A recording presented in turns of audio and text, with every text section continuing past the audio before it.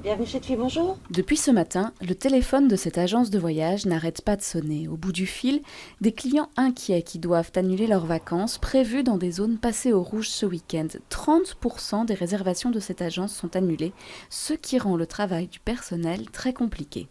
Ça change tous les jours, donc on ne sait pas de quoi demain sera fait. Donc on peut très bien avoir vendu un voyage aujourd'hui et demain, on devra l'annuler. On a encore quand même pas mal de destinations qui sont en zone verte. Donc on a pas mal de demandes pour la Grèce, l'Italie aussi et certaines zones de l'Espagne. Donc les gens peuvent partir bien sûr.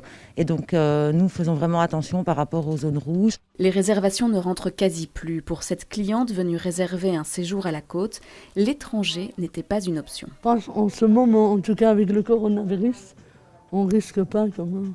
La peur que sa zone de vacances passe au rouge est réelle. Des voyageurs ont dû faire demi-tour durant le trajet, apprenant qu'une partie de la Suisse passait au rouge, une situation qui agace les professionnels du voyage. Je pense qu'effectivement, le ministère doit comprendre la problématique et doivent trouver vraiment une solution pour qu'on puisse prévenir nos clients et que les passagers, les voyageurs puissent eux aussi se retourner et ne pas nous mettre sur le fait accompli le temps d'un week-end.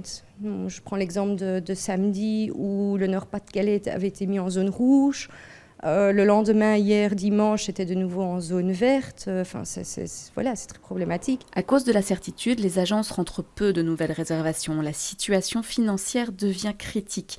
Elles espèrent qu'en 2021, les rêves d'évasion pourront être à nouveau réalité.